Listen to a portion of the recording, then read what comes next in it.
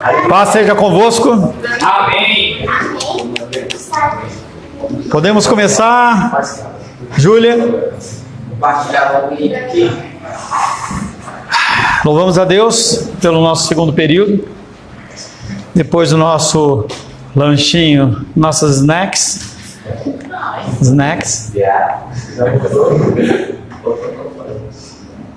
We're glad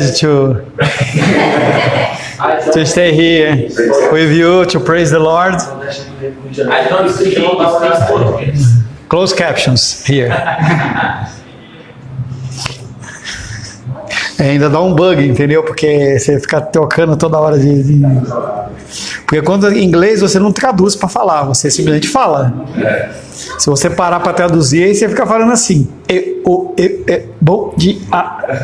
Você tem que falar entendeu? Estamos tratando dentro do tema da ansiedade, já na reta final. Aprendendo a viver contente. Um fator importantíssimo dentro do contexto de ter-se ansiedade ou não ter-se ansiedade é o grau de preocupação. O grau de preocupação que você tem com os outros. Quem é mais importante na sua vida? É você ou são os outros? Não deveria. Essa condição de eu me preocupar comigo primeiro faz com que você crie e viva conflitos mais do que você deveria. Quando a pessoa ela entende que ela é nada mais do que o vermezinho de Jacó e ela está lá para servir, ela não espera retorno. Casamento com a condição de preocupar com si mesmo é igual a divórcio. Casamento mais egoísmo é igual a divórcio. Essa ideia de você estar sempre se preocupando com o outro faz com que você se desapegue da sua vida, da aceitação das pessoas elas devolverem aquilo que realmente você acha que merece. Um conceito de suicídio, eu já comentei com vocês. O suicídio ele vem, segundo o mundo, para pessoas que têm o que? Baixa estima. Só que a Bíblia não diz isso. O problema é que a pessoa ela tem um sentimento no coração dela de que ela merece tanto e que ela está sendo tão menosprezada em relação àquilo que ela fala assim, o mundo não me merece. Essa é a base do suicídio. Ou da automutilação, pessoas que se machucam e se cortam. Se você vive para si mesmo, nunca estará contente. Porque a condição de você buscar sempre a si mesmo, a sua satisfação, ela nunca vai ser plenamente satisfeita. Você já usei esse exemplo para vocês, vou usar de uma maneira diferente. Você vai na praia e você tenta pegar o máximo de areia possível na mão. Você não consegue manter aquela areia na mão. Ela vai escorrendo. A pessoa que ela se preocupa só com ela mesma, ela é como essa areia. E quando ela tenta colocar mais areia, ela vê que cai mais fora. Muitos de nós deixamos de experimentar o contentamento porque desejamos que o nosso mundo seja exatamente do jeito que queremos. Você não é o sol. Você sabia que você não é o sol? Eu estou casado com a Rosângela para ela me alegrar, para ser o tempero doce da minha vida. Se você for com esse pensamento, você quebra a cara. Porque você vai encontrar pessoas que não vivem aquilo, não acham que você merece aquilo. E vão dar aquilo que eles merecem. A palavra da noite tem bastante a ver com isso. Porque vem falar exatamente sobre a questão de contentamento versus a hipocrisia, em que você se demonstra como satisfeito, mas na verdade o teu interior... eu chego lá para o Moisés e falo, Moisés, eu preciso que você arrume as cadeiras. Ele fala, beleza, mas eu preciso que você arrume as cadeiras para o culto das 7 às 5 da tarde. Ele fala, beleza. Aí vem, ajeita, tal, eu cumprimento ele com a paz do Senhor e não falo obrigado. Pronto. Será que o pastor não viu que eu arrumei a cadeira? Será que ele não sabe que eu gastei gasolina de Santa Maria para vir até aqui? É esse pensamento que as pessoas desenvolvem. Elas estão sempre querendo algo, achando que elas são o centro. Paulo orou para que os filipenses tivessem uma perspectiva diferente. Nós vimos tratando bastante sobre a condição dos filipenses, que eram pessoas que, quando o apóstolo Paulo ele trouxe a necessidade da ajuda para a igreja de Roma, por exemplo, aquelas pessoas deram muito mais do que eles tinham. Paulo, começou a sua epístola aos filipenses, a eles com uma oração. Abre aí Filipenses. Depois de Efésios. Filipenses capítulo 1, verso 9. Não só ele, mas a Helena também. Você mudou de lugar só para você ler de novo, né? Filipenses capítulo 1, verso 9. Silêncio. A minha esposa está entrando.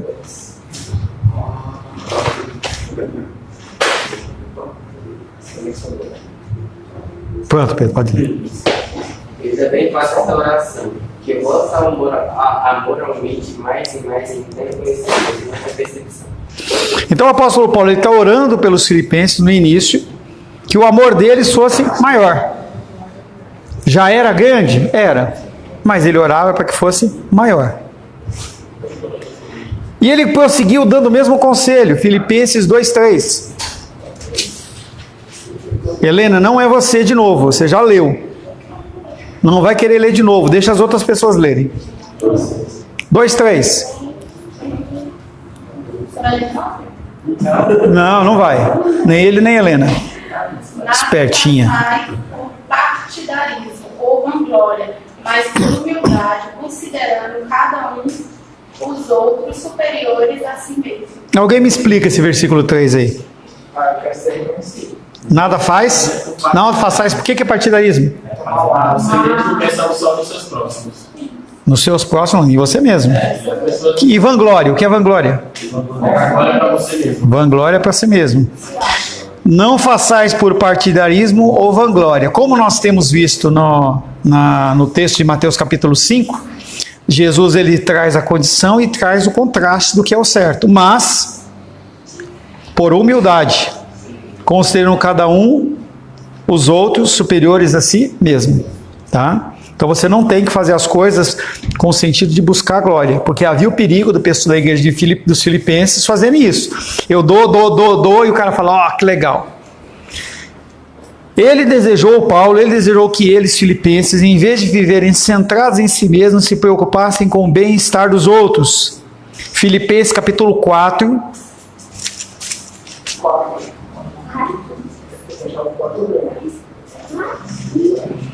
Do 14 ao 19, 2 versículos cada um. Carlos primeiro.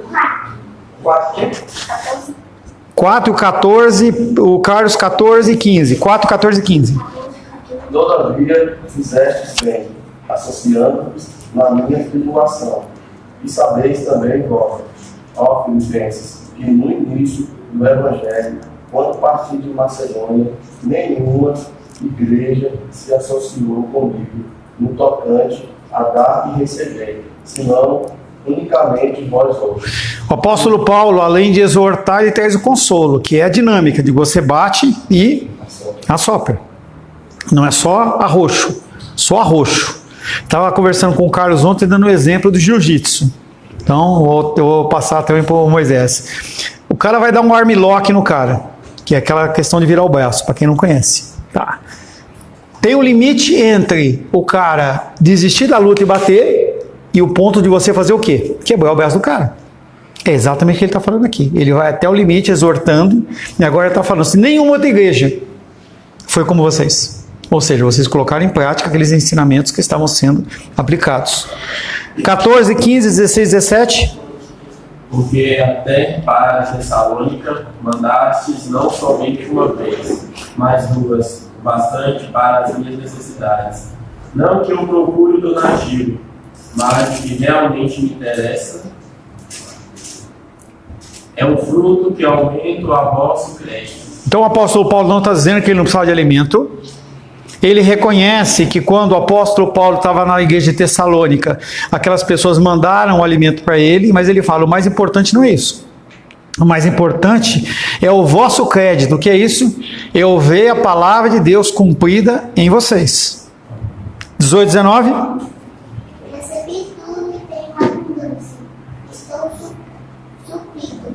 Eis que o Epafrodito me passou as mãos, o que me veio de vossa parte, como aroma suave, como sacrifício aceitável, aprazível a Deus.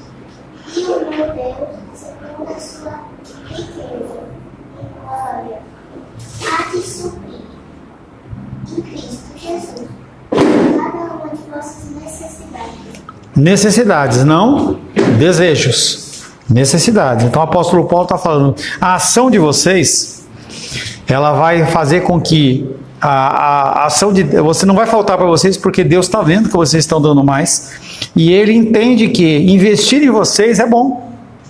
Quando você investe num negócio, você tem um retorno, o que acontece? Você investe mais. Então, eu vejo os meninos aí com a questão das rosas e floricultura. Se a floricultura ela estiver dando menos que as rosas, vai vender rosa.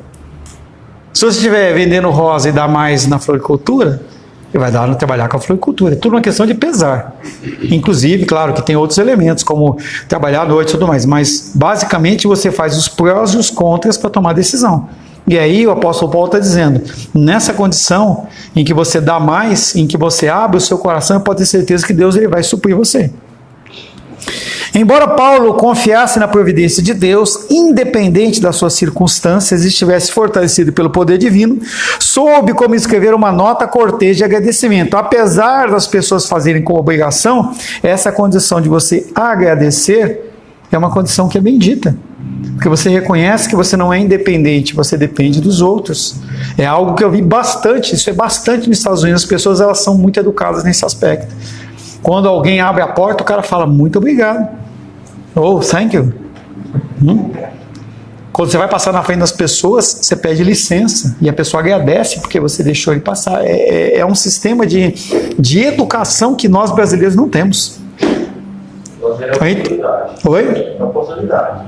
A pessoa ela quer ganhar exatamente isso, a oportunidade. Eu estou levando vantagem, eu não quero sair de mais nada. Exatamente. Essa é a cultura do Gerson, que é aquela propaganda da década de 80, em que o Gerson ele estava falando de uma coisa e a cultura ficou, porque você tem que levar vantagem em tudo, certo? E o brasileiro pega isso como uma verdade para ele. O cara já levou o jeitinho brasileiro. Hã? Jeitinho brasileiro. Tá? E as pessoas elas conhecem isso nos outros países. O brasileiro ele dá esse jeitinho de querer passar na frente, de querer aproveitar. Falei para vocês lá, quando você, de vez em quando a gente viaja, né, para dar aula em outro lugar, quando o avião pousa, os caras já, entendeu? O cara que está no banco 30, ele já está no 2, ele não quer saber se o cara tem que pegar mala, nada. Ele atrapalha tudo. Lá não, as pessoas ficam sentadinhas. Levantou, a fila 1 desce, a 2 desce, a 3 desce, ninguém levanta, todo mundo sentado. Por quê? O contexto de que eu estou olhando que o direito do outro é o mesmo meu. O meu direito acaba quando começa o dele, então eu tenho que preservar isso. A parte de trânsito também é uma coisa muito complexa não, muito simples, em que a pessoa ela entra numa via e a pessoa sabe que ela não está ali para querer, porque eu quero cortar. Não, a pessoa está ali. Se ela, porventura, fizer alguma coisa errada, é porque foi necessário ela fazer. É um negócio muito doido.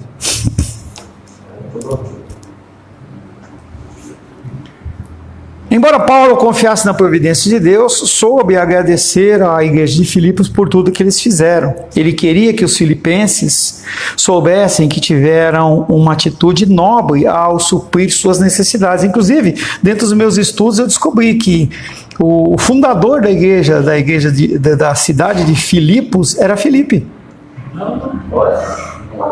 Não, lógico que não, né? Lógico que não, né, cara? É que nem eu cheguei lá para uma americana que vai dar um curso aqui, tá vindo para cá, e ela vai para Uberlândia. Aí eu olhei para ela e falei assim, você sabia, em inglês, né? Você sabia que Uberlândia, ela tem esse nome porque lá tem muitos Ubers? Ela olhou para mim assim... Você é brasileiro. Piada. Eu estou com um repertório agora de piadas americanas, também convertidas. Eu estou falando com a Luli, né? Porque a Luli fala inglês, estou alimentando ela com uma outra forte de outras piadas. Eles compunham uma igreja pobre da Macedônia, uma região cuja pobreza era mencionada. 2 Coríntios capítulo... Não dá. É 2 capítulos, tá? Então, quando você lê 2 Coríntios capítulo 8 e verso 9, mostra que aqueles filipenses que ajudaram várias vezes outras igrejas, eles eram pobres.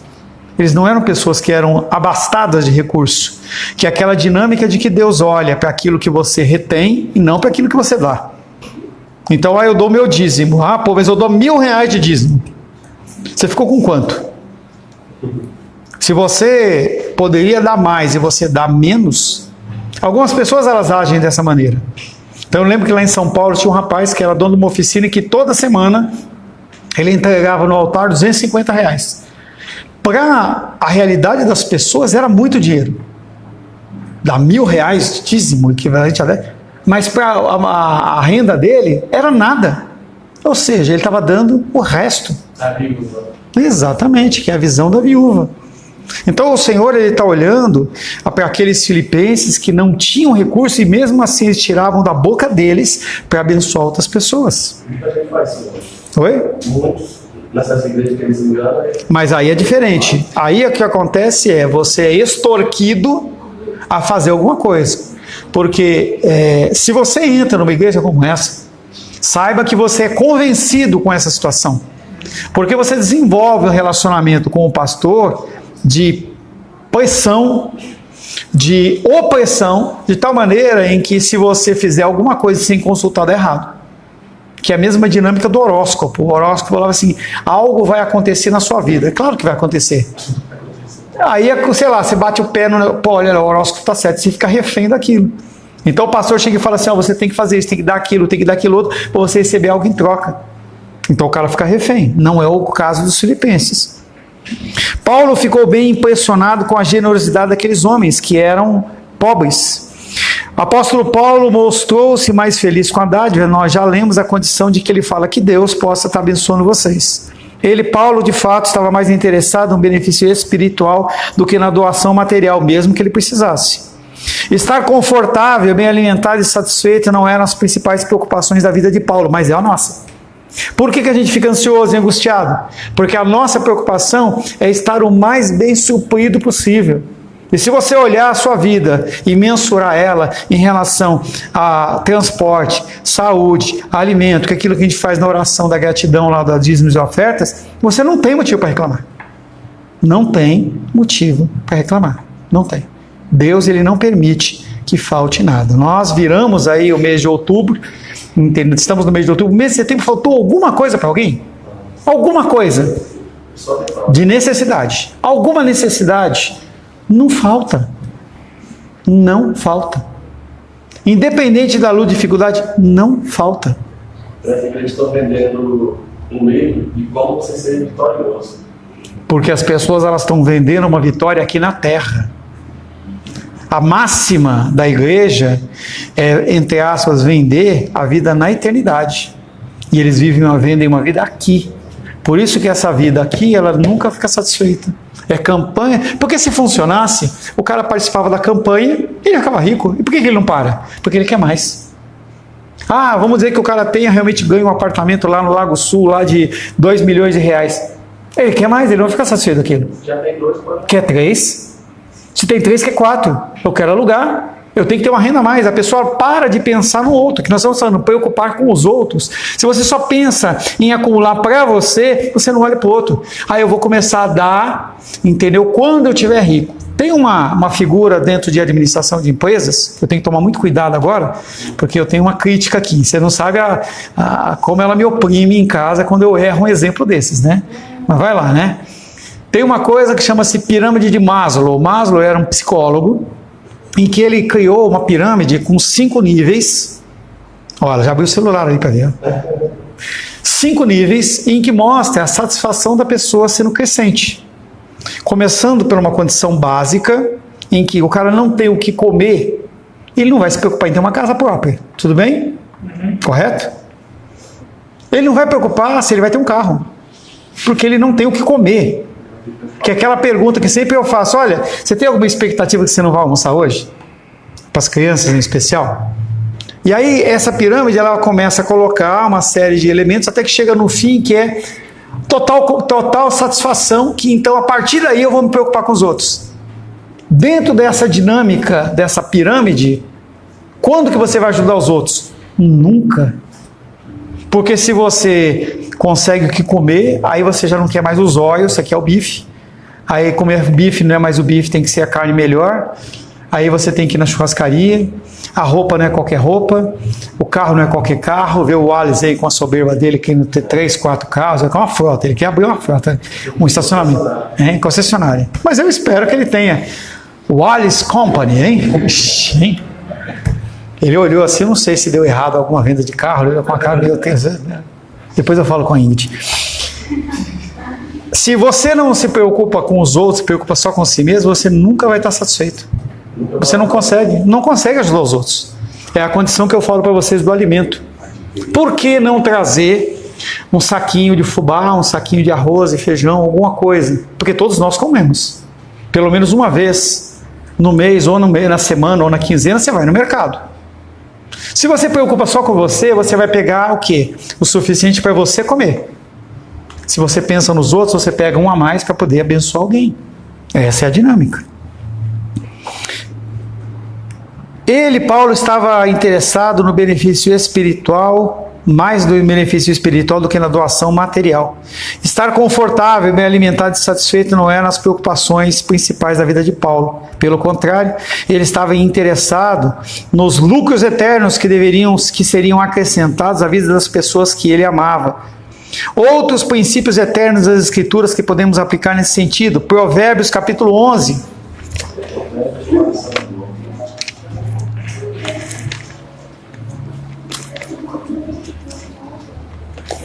Provérbios capítulo 11.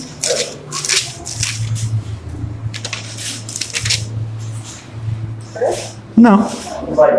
Verso 24 e 25. É lá para trás. A quem dá liberalmente ainda se lhe acrescenta mais e mais, ao que retém mais do que é justo. Se semear em pura terra, a alma generosa prosperará, e quem dá a beber será descedentado, não é ascendente não é ascendente não vai ter sede. É interessante que esse versículo ele fala: a quem dá liberalmente, ou seja, sem medida, ainda se lhe acrescenta mais e mais, mas é o que retém mais do que é justo. Não é que você não pode reter. Então agora eu não tenho direito a ter uma poupança, eu não tenho direito a fazer um fundo para as minhas férias, eu não posso fazer nada, todo o dinheiro é para missões, não é nada disso. Aquele que retém mais do que é justo. E aí essa justiça é o padrão do quê? De Deus. Não, Júlia? Feliz aniversário, Júlia. Fez aniversário também? Não, o quê? Cadê o salgadinho, Manu? Esqueceu do salgadinho, né? Presente você quer, né? Provérbios 19 e 17.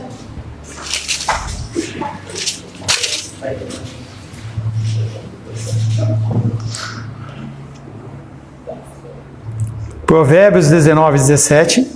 19 e 17. Quem se compadece do pobre, o Senhor quer ele faz o seu benefício. Opa, quem que paga? Quem que paga? Deus. Você dá para alguém que não pode te dar nada, quem te paga é Deus. Lucas capítulo 6. Não é o Lucas, não é você. Neste momento em que eu falei Lucas 6,38, Lucas na barriga da Esther, ele saltou assim. Opa! Lucas capítulo 6, verso 38. Dai-nos a boa medida, recalcada, Sacudida, transbordante, generosamente vos dará. porque com a medida com que tiverdes medido, vós medirão também. Já expliquei, alguém lembra o que é uma boa medida, recalcada, sacudida e transbordante? É apertado, sabe? Espera aí, devagar. O que é a boa medida? É cheio. Cheio, tá cheio. Cheio. Boa medida. Recalcada. Apertado. Sacudido, Não, racuti. Boa medida, tá cheio. A recalcada você aperta para caber mais. Que mais? E a próxima? Sacudida para ver se dá uma ajeitadinha lá, né? E a transbordante quando não tem mais jeito. Ele vai falando. Ele vem falando. Dai, se você der, se você entregar aquele que precisa, dar-se-vos-á boa medida, recalcada, sacudida e transbordante, generosamente vos darão.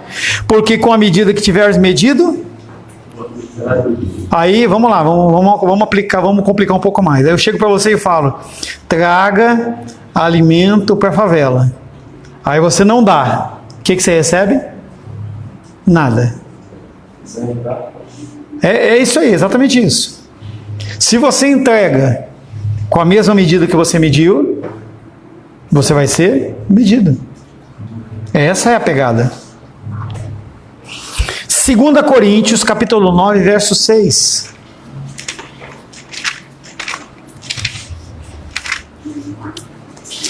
Segunda Coríntios, capítulo 9, verso 6.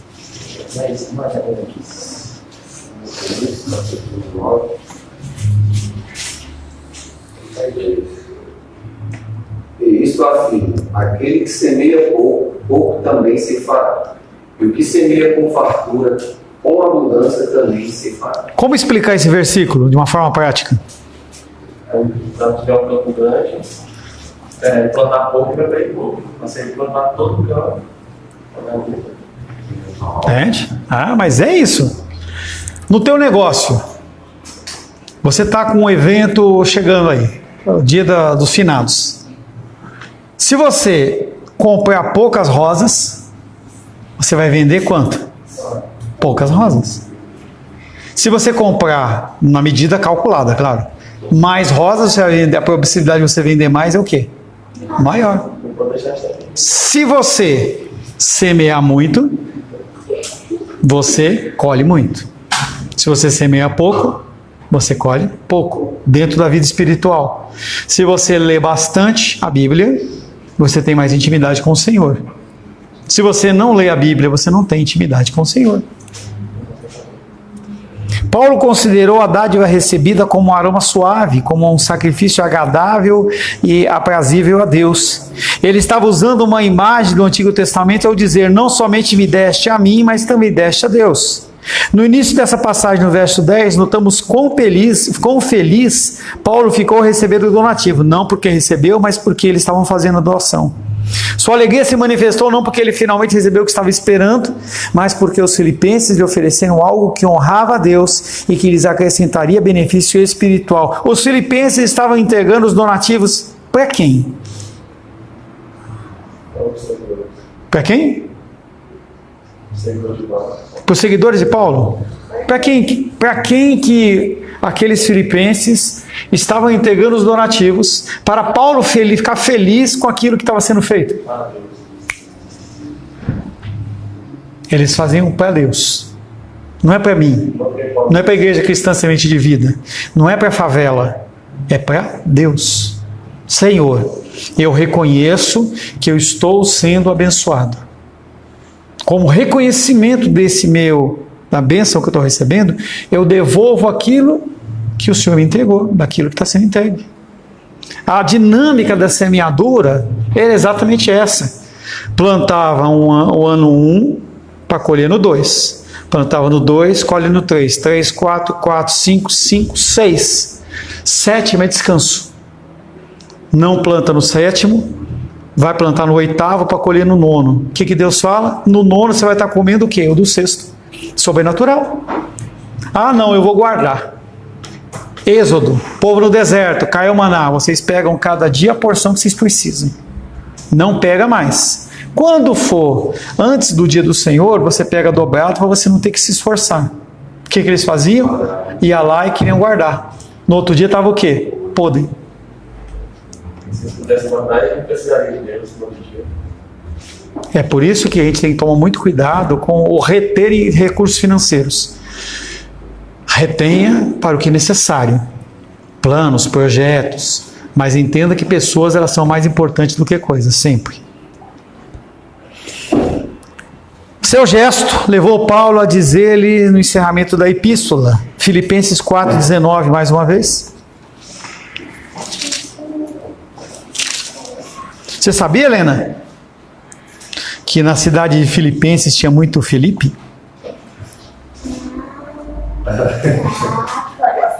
Gostou, hein? A gente tem que ir naquela cidade para ver quantos Filipes tem lá, né? Vamos lá, Filipenses 4,19. Isso aí. Agora é. Voz de muitas águas da família pastoral. Vai lá. E o meu Deus, segundo a sua riqueza em glória, há de suprir Cristo Jesus cada uma de vossas necessidades. Então Paulo olha para toda aquela ação, por todo aquele agir deles e fala: Deus, ele vai suprir a vida de vocês. Esse é um dos versículos das Escrituras citado com mais frequência, mas precisa ser colocado em seu contexto. Paulo estava dizendo: vocês deram a mim apesar de não terem o suficiente para si próprios. Quero lhes assegurar que Deus não ficará em débito para com vocês. Ele suprirá todas as suas necessidades. Deus, ele não fica com dívida com ninguém. Quando você doa para ele. E ele não vai falar: Deus, aquele dia eu fiz isso. Não vai permitir, ele te abençoa antes. Fale. A gente devolve o que ele deu, porque tudo pertence a ele, né? A gente não doa para ele. Não, mas quando você doa aos homens, você está demonstrando exatamente esse princípio que você está falando. Sim, é tudo dele.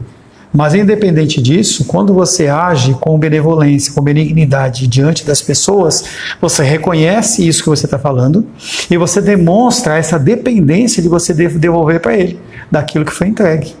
Tá?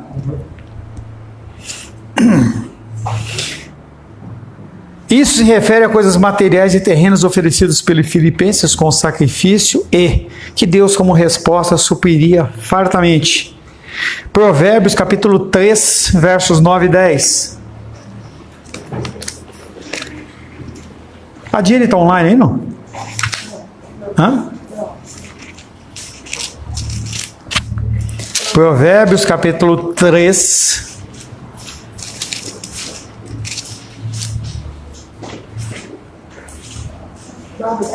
Nove e 10. Honra ao Senhor com os teus bens e com as primícias de toda a tua renda, e se encherão fartamente os teus celeiros e transbordarão de vinho os teus lagares. Só que isso não é uma regra de toma lá da cá. É um ensinamento dizendo que quando você honra, a palavra principal aqui é honra.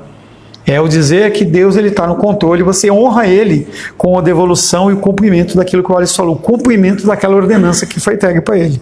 Curiosidade, você sabia que o nome Tiago em inglês é James? James é Tiago em inglês. Deus não vai lhe conceder apenas bênçãos espirituais e deixar você morrer de fome. Se você está em Cristo, as riquezas de Deus em glória, elas são suas.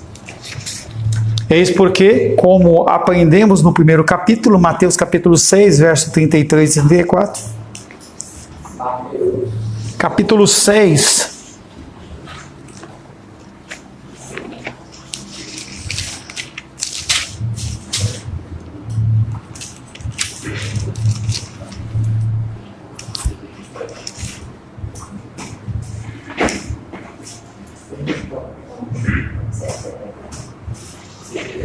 Trinta e 34. Buscai, pois, em primeiro lugar o seu reino e a sua justiça, e todas essas coisas você não acrescentará. Pedro, que coisas, Pedro, serão acrescentadas? Hã? O que é necessário? O que é o necessário?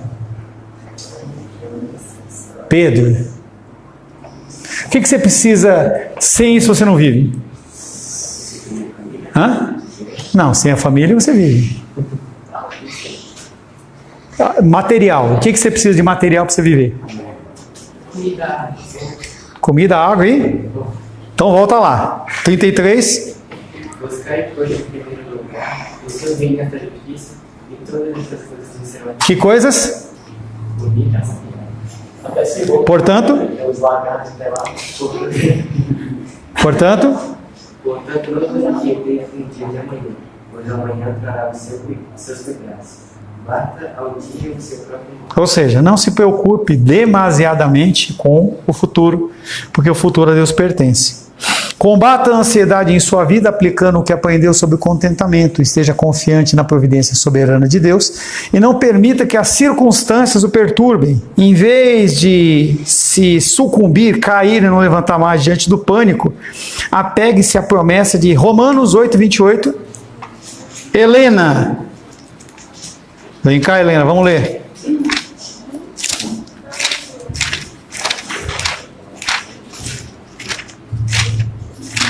Fala alto, hein? Ó, se a Menise não estiver ouvindo, você vai repetir.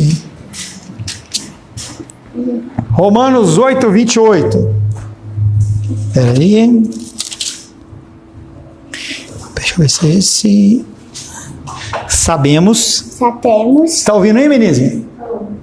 Que todas as coisas que todas as coisas cooperam cooperam para o bem para o bem daqueles que amam daqueles que amam a Deus, a Deus, daqueles que são chamados aqueles que são chamados segundo segundo o seu o seu propósito. propósito. Muito obrigado, Helena. Em vez de sucumbir diante do pânico, você tem que saber que todas as coisas que acontecem na vida dos filhos de Deus têm um propósito: fazer você crescer e se aproximar do Senhor. Considere esse versículo como um salva-vidas espiritual para o restante da sua vida e também resista à tendência materialista e egoísta da nossa sociedade de se satisfazendo apenas com pouco e preocupando-se mais com o bem espiritual dos outros do que com as suas carências materiais. Então, se você entende que tudo que está acontecendo na sua vida é um propósito de Deus, você tem que viver saindo desse contexto do mundo, dizendo que você tem que ter, e você tem que se preocupar com os outros para você poder ter um pouco de paz. Seja obediente à palavra. Presta atenção aqui, Helena. Seja obediente à palavra de Deus e confie no seu poder para que todas as suas necessidades sejam supridas. Possa o nosso Senhor manter todos os nossos corações livres de toda ansiedade e contentes com o entendimento de que Ele controla todas as coisas. Amém? Senhor, te louvamos, adoramos e bendizemos pelo teu amor, pela tua graça e pelo teu cuidado. Agradecemos pela palavra aqui exposta e pedimos, Pai, que o Senhor nos guie, oriente e abençoe, para que nós possamos desenvolver o espírito de contentamento nas nossas vidas. Que nós possamos, Pai, querido, ser gratos por tudo que temos e que possamos compartilhar aquilo que temos com os nossos irmãos e irmãs. Oro em nome de Jesus. Amém. Graças ao nosso bom, querido e amado Deus.